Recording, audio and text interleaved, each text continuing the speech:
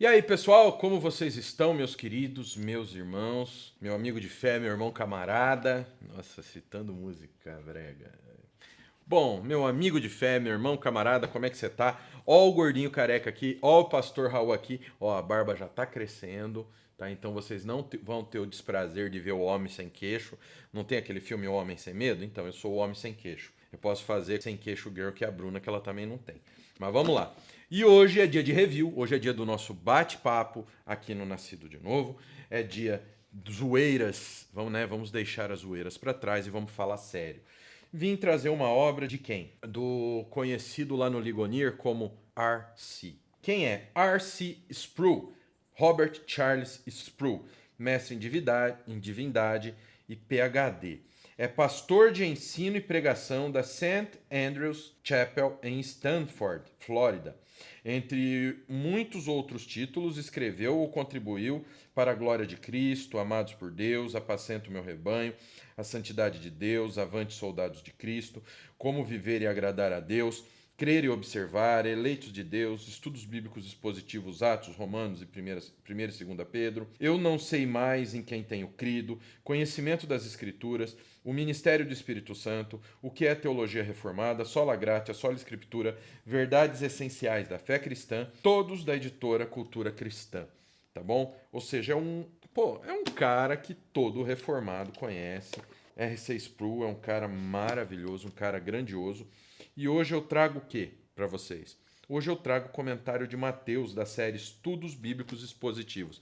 Essa daqui é a melhor série de comentários expositivos que você pode ter na sua coleção, que é esse material aqui, tá bom? Que é a série Estudos Bíblicos Expositivos.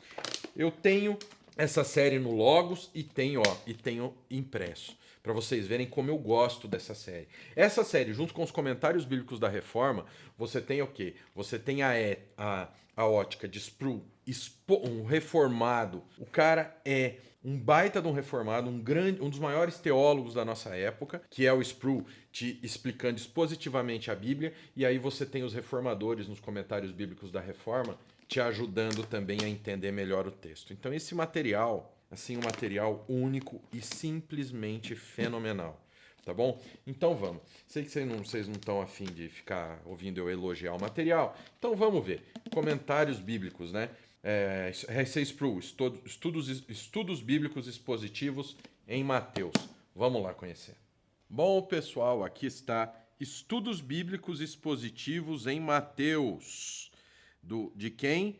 Do nosso querido R.C. Sproul, nós que somos brasileiros, porque os reformodinha falam R.C. Sproul, né? Porque eles têm que mostrar que eles são íntimo do cara, né? Mas aqui está a editora Cultura Cristã. Pessoal, essa daqui talvez seja a coleção de comentários bíblicos mais injustiçada que nós já vimos. Por quê?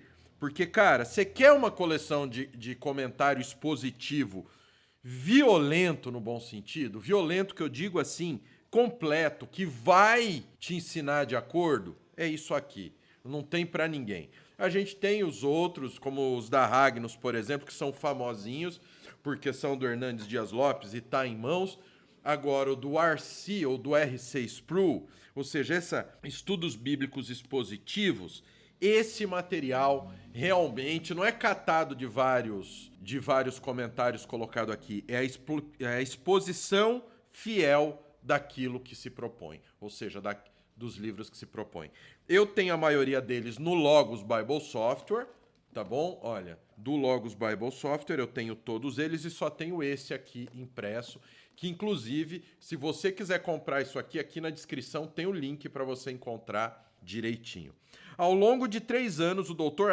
R.C. Sproul pregou 128 sermões sobre o Evangelho de Mateus, que agora foram reunidos nessa coleção de mensagens memoráveis. Aqui está uma exposição substancial e prática sobre o primeiro livro do cânon do Novo Testamento, um que servirá bem à igreja e será de grande utilidade em pequenos grupos, preparação de sermões ou estudo pessoal da Bíblia. Não sabemos ao certo quem escreveu o Evangelho de Mateus, mas de acordo com o testemunho universal da igreja primitiva, ele foi redigido por quem, adivinhem? Mateus, um dos 12 discípulos. Mateus foi chamado quando trabalhava como coletor de impostos, também conhecido como nosso querido Levizinho, uma das profissões mais desprezadas que um judeu poderia ter. Contudo, por causa de sua experiência na função, ele estava familiarizado com listas e genealogias do registro público, as quais utilizava para conhecer o histórico familiar das pessoas tributadas. Ele também era, sem dúvida, culto e provavelmente falava 2 ou 3 línguas. Portanto, o trabalho como coletor de impostos, sob a providência de Deus, foi uma preparação do Senhor para o início da tarefa mais célebre e importante de Mateus. Seu livro tem sido considerado, até mesmo por críticos do cristianismo histórico, como o melhor livro já escrito. Robert Charles Sproul, mestre em divindade e philosophical doctor. É pastor de ensino e pregação da St. Andrew's Chapel, em Stamford, Inglaterra. Entre muitos outros títulos, escreveu ou contribui para a glória de Cristo, Amados por Deus, Apacento o meu rebanho, A santidade de Deus, Avante, soldados de Cristo.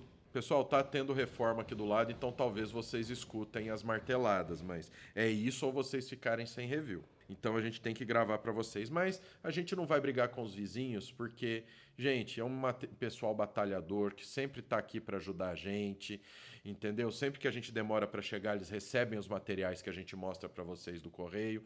Então, eu peço a vocês até que orem por esse pessoal para que a reforma deles dê certo, para que dê tudo certo para eles e que eles enxerguem Cristo na vida deles.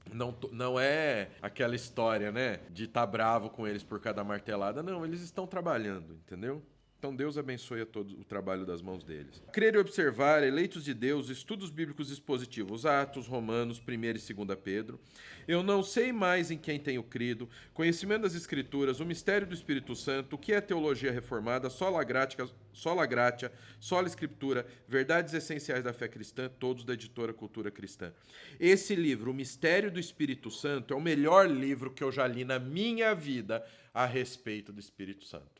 Você quer um bom livro sobre o Espírito Santo? É esse. Então você vê que o cara não é a gente. Infelizmente ele já nos deixou, ele já está com o Senhor, ele já combateu o bom combate. Entendeu? Então vamos lá. R.C. Sproul, Mateus, essa orelha. Infelizmente ainda é aquele modelo antigo da editora Cultura Cristã, que é aquele verniz na capa inteira, então brilha mais do que sabe, né? Do que o sol a hora que vai nascer. Sproul é uma lenda do nosso tempo, sua pregação nos impressionou por meio século, e essas páginas representam o fruto de sua última exposição, chegando como ele o faz no auge de suas habilidades e percepções. Representam a teologia reformada em chamas, entregue do coração de um pastor em uma congregação vibrante do nosso tempo. Leitura essencial. Derek W.H. Thomas, professor de teologia sistemática e de teologia prática no Reformed Theological Seminary, ministro de ensino, First Presbyterian Church, em Jackson. Aqui é MS, não é Mato Grosso do Sul, deve ser, será que é Massachusetts? Então, aqui folha de rosto, ficha catalográfica, o sumário, ó, olha só, não é um sumário pequeno. Uma perspectiva judaica de Jesus. Chazinho que o meu amor fez para mim. Uma perspectiva judaica de Jesus. Mateus 1, 17. Pessoal, entendam que o comentário expositivo, a ideia dele, não é apresentar para você a palavra de Deus verso a verso. É o quê? Te apresentar tudo dentro do contexto. Então, vai te apresentar a passagem. Então, Mateus 1, verso 1 a 17, ele tem um contexto a ser apresentado. Então, o que acontece? É exposição do Evangelho, é te explicar a palavra dentro do seu contexto. Então, essa é a importância que vocês têm, que você vai ter que entender. Então, se você quer um comentário técnico, verso a verso, não é isso que você vai encontrar aqui, tá bom? Então, aqui você tem a passagem e aí começa a exposição. Não sabemos ao certo quem escreveu o Evangelho de Mateus, mas de acordo com o testemunho universal da igreja primitiva, ele foi redigido por Mateus, um dos 12 discípulos. Mateus foi chamado quando trabalhava como coletor de impostos, uma das profissões mais desprezadas que um judeu podia ter. Contudo, por causa de sua experiência na função, ele estava familiarizado com listas genealogias. Aqui, onde que nós já vimos isso? Nós vimos aqui atrás. Então, a genealogia. Jesus começa seu evangelho com essas palavras, livro da genealogia de Jesus Cristo. Qual comentário vocês veem parecidos com isso? Porque, olha, ele explica e ele vai indicando qual verso ele está explicando. Então você vai ver muito isso, tá certo? Você vai ver muito isso. Qual comentário a gente vê isso? Comentário bíblico Matthew Henry, que é extraordinário também. Então, Mateus começa seu evangelho com as palavras livro da genealogia de Jesus Cristo, verso 1. Aqui vemos um judeu escrevendo principalmente para judeus. E a primeira afirmação é que ele está falando a respeito de Jesus, o Messias, Cristo. Não é o nome de Jesus, seu nome é Jesus Bar José, ou Jesus de Nazaré. O termo Cristo é um título que significa Jesus o ungido, ou Jesus o Messias prometido. Mateus menciona outro título importante que repercutiria entre os leitores judeus, filho de Davi, também no verso 1. Esse título de Jesus, filho de Davi, é empregado mais por Mateus do que por qualquer outro evangelista, pois o Messias viria dos lombos do maior rei do Antigo Testamento. Seria fruto da semente da linhagem de Davi. Assim, já desde o início de seu evangelho, Mateus chama Jesus de Cristo, filho de Davi. Em seguida, o evangelista acrescenta o título filho de Abraão, verso 1. Uma das grandes dificuldades de harmonização da Escritura é a relação entre a genealogia apresentada por Mateus e a genealogia apresentada por Lucas em seu evangelho. Há muitos pontos em que essas duas genealogias não estão de acordo. A primeira diferença é que Lucas trata a genealogia de Cristo até Adão, indicando que aquele Cristo não é simplesmente o Salvador dos judeus, mas que o âmbito da atividade redentora de Jesus é universal. Ele é o novo Adão que recupera a promessa divina feita originalmente a Adão e Eva no jardim. Mateus, por outro lado, apresenta a genealogia apenas até Abraão, pois está escrevendo a leitores judeus, a indivíduos que gostam de conhecer tanto a ascendência de Jesus quanto a do próprio Mateus. É importante que a ascendência de Cristo possa ser traçada até quem? Até o patriarca Abraão. A linhagem era tão importante para os judeus quanto para pessoas de todas as culturas ao longo da história. Provavelmente, a cultura que menos valoriza as próprias origens é a nossa. E olha que aqui ele está falando dos americanos. Então imagina o Brasil, né, que taca fogo em museu. Valoriza as próprias origens, é a nossa. Sendo este o motivo porque muitas vezes não conseguimos compreender a importância de listas como essas. Aqui eu vou abrir um parênteses. Pessoal, quem nunca pulou a genealogia na hora da leitura, porque acha que não é importante? Não, a genealogia aqui era apenas para mostrar a descendência de Davi, de Jesus. Quando me matriculei na Universidade Livre de Amsterdã, tive que preencher um formulário com informações pessoais. Uma das perguntas era: qual posição social seu pai ocupa? A universidade queria conhecer a minha situação cultural na classe.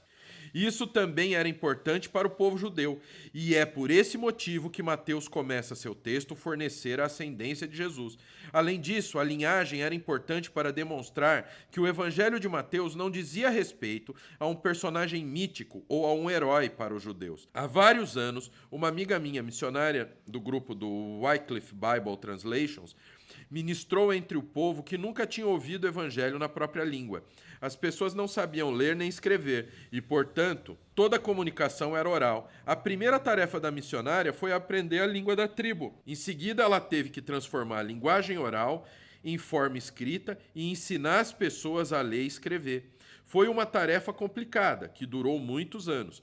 Só depois de tudo isso é que ela pôde dar início à incumbência de traduzir a Bíblia para aquela língua. Ela começou pelo Evangelho de Mateus. Para agilizar o projeto, pulou a genealogia. Foi direto ao miolo da história de Cristo. Então, a missionária enviou seu trabalho de tradução para ser impresso por uma editora em uma cidade distante.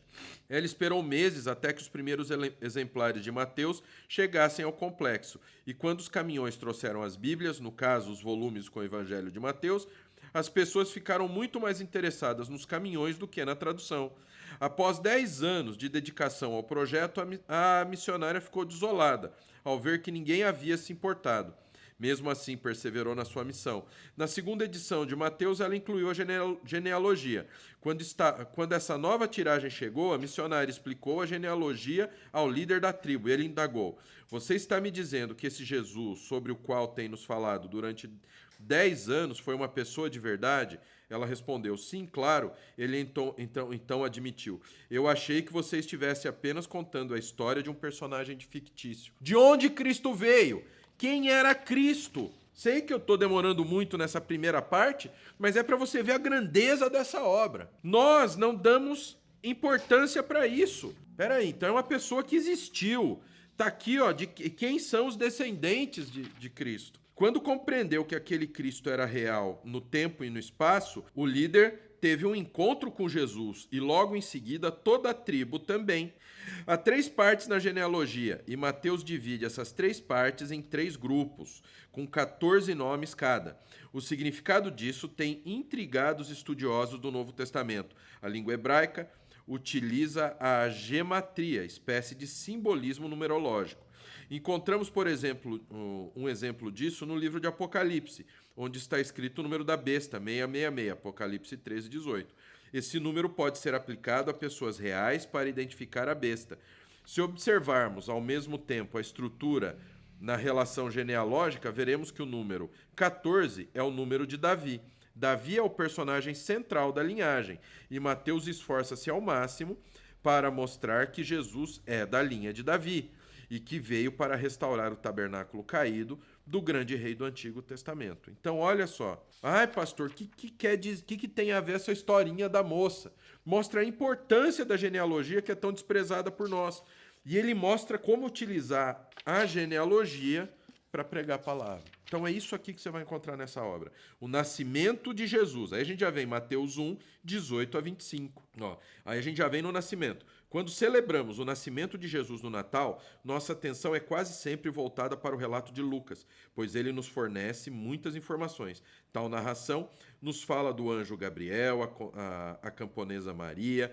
Além disso, inclui a história dos pastores e os hinos entoados por Zacarias e outros naquela época. A versão de Mateus é muito mais resumida. Percebemos no início que Mateus faz seu relato do ponto de vista de José, ao passo que Lucas faz do ponto de vista de Maria.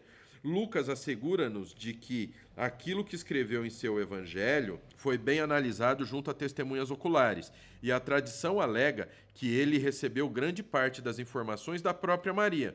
Evidentemente, quando Mateus redigiu seu evangelho, ele não teve oportunidade de perguntar para José: ora, o nascimento de Jesus Cristo foi assim, verso 18.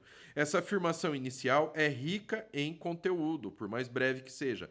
A palavra usada aqui para o nascimento de Jesus é Gênesis. Nossa palavra Gênese vem do grego ginomai, que significa ser, tornar-se ou acontecer. Mateus está afirmando que foi assim que Jesus veio a ser, o que, conforme observamos no capítulo anterior, coloca seu nascimento no âmbito da história e não da mitologia. Aí vem o noivado de Maria e José. Estando Maria, sua mãe, desposada com José, sem que tivesse antes coabitado, achou-se grávida pelo Espírito Santo, verso 18. Isso aconteceu depois do noivado e antes do casamento. Nossa sociedade, o noivado é considerado um compromisso entre duas pessoas que pretendem se casar em determinada data. Mas há inúmeros casos em que os laços são rompidos e o casamento nunca se concretiza. Para os judeus da época de Jesus, entretanto, o noivado era algo muito mais sério. Tratava-se de uma promessa inviolável, geralmente feita um ano antes das bodas, com peso quase igual ao do casamento propriamente dito. Os 2 eventos eram tão próximos que, para romper um noivado, era necessário praticamente um pedido do quê? De divórcio. Após o noivado, a noiva permanecia sob o teto dos pais. Ela não se mudava para a casa do futuro marido até o dia do casamento. Portanto, era grave quando se descobria a gravidez de uma moça noiva. As implicações disto eram imensas na sociedade judaica e poderiam, com efeito, resultar até na execução da mulher que violara o noivado dessa forma. Contudo, nos é dito aqui, em Mateus, que antes de Maria coabitar com José, achou-se grávida pelo Espírito Santo. O pai da criança no ventre de Maria não era um amante ilícito e nem José.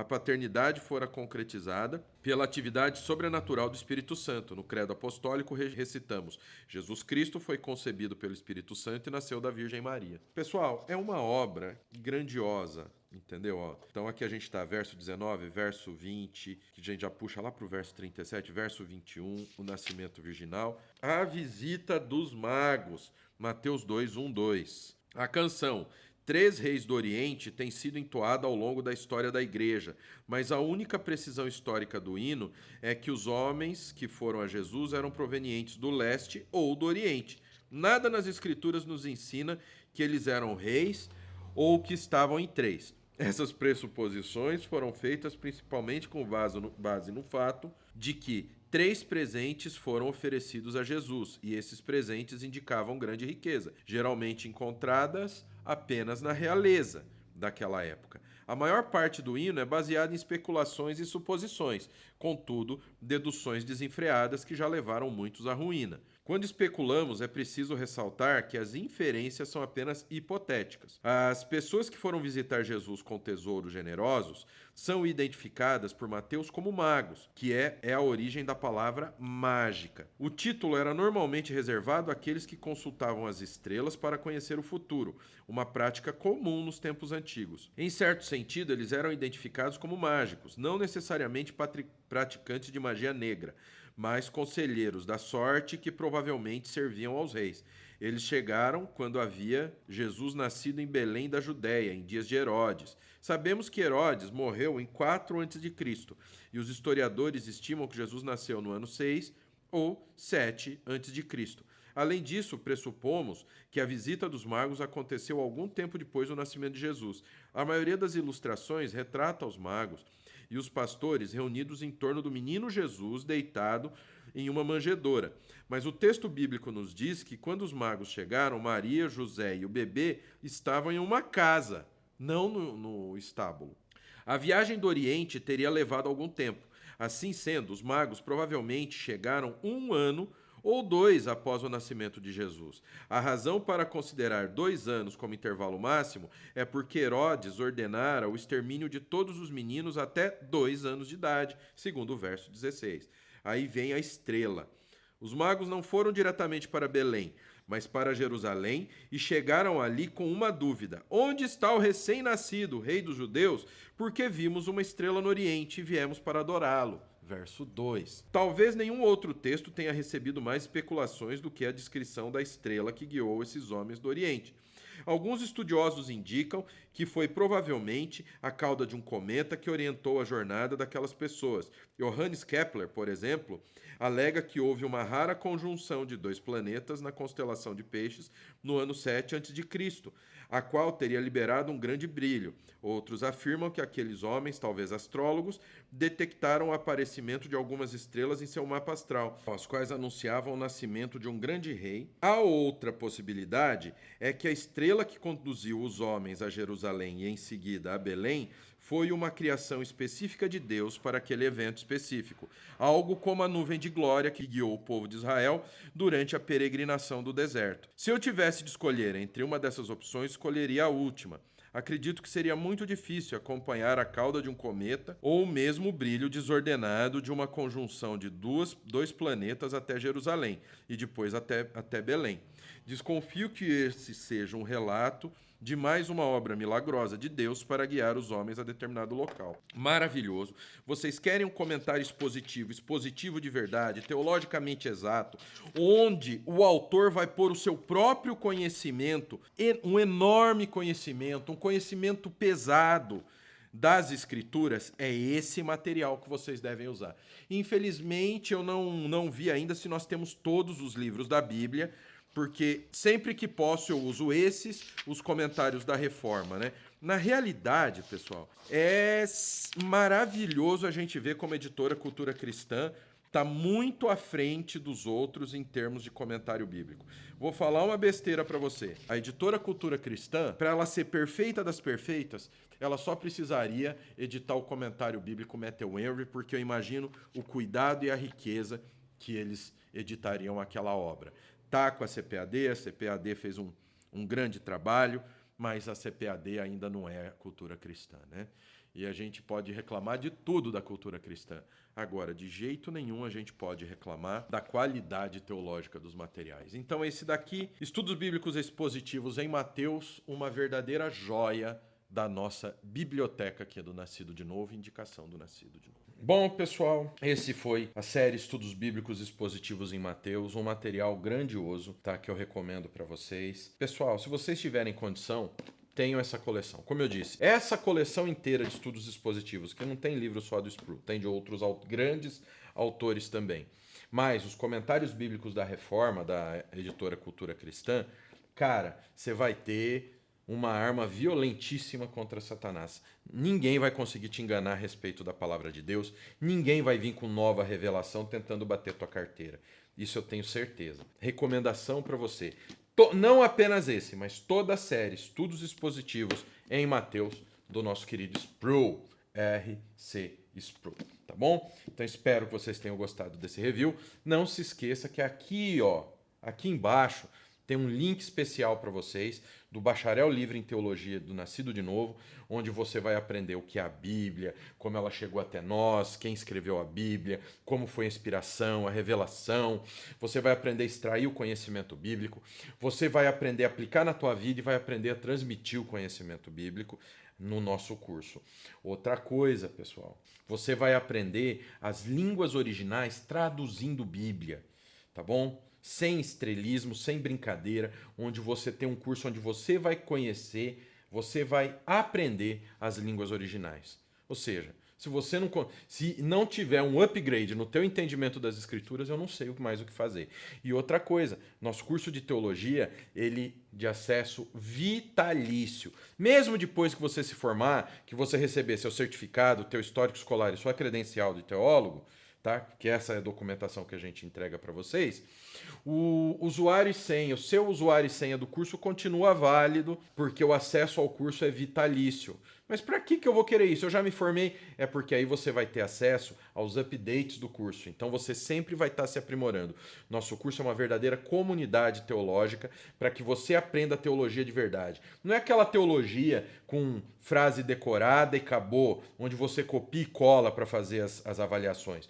Nosso curso tem videoaulas, tem avaliações, tem textos em PDF, tem muito material, todos os recursos possíveis e imagináveis para você aprender corretamente a palavra de Deus estão no sistema do Nascido de Novo, que usa uma plataforma Moodle, que é a plataforma mais usada entre as universidades aí em todo o mundo. É uma tecnologia específica para ensino à distância que vai estar aí, ó, ao seu serviço, pessoal. Aqui na descrição você encontra o link para fazer a matrícula, lembrando que o valor do curso é R$ 296,97 o curso inteiro, tá? Só que, graças aos nossos queridos mantenedores, um beijo para os mantenedores aqui do Nascido, a gente conseguiu deixar o preço, voltar para o preço antigo. Então nós estamos dando um belo desconto para você, um desconto de R$ 100, onde o curso sai por R$ 196,97 e não é mensalidade, é o curso todo custa esse valor e você ainda pode parcelar até em 12 vezes no cartão.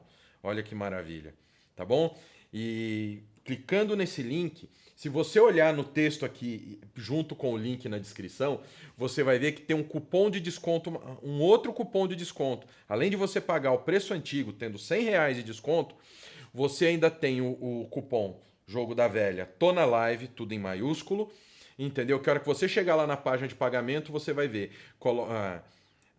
coloque o seu cupom de desconto, tenha seu cupom de desconto, você clica, coloque esse cupom de desconto, você ainda vai ter 10% de desconto no valor. Ou seja, ainda mais barato ainda. E além do nosso bacharel livre em teologia, uma coisa muito importante, você ainda ganha de bônus um curso completo de capelania. Isso mesmo, um curso que vai te ensinar a dar apoio espiritual para quem precisa e vai te dar credencial de capelão, toda a documentação necessária, histórico e certificado, para você poder exercer capelania, ou seja, dar apoio espiritual para quem precisa em presídios, em hospitais. Tá bem? Então vamos lá. Tá o link aqui embaixo, o cupom de desconto também. Então aproveita aqui embaixo. Que o Pai, o Filho e o Espírito Santo de Deus abençoe a vida de vocês. Até a próxima, em nome de Jesus.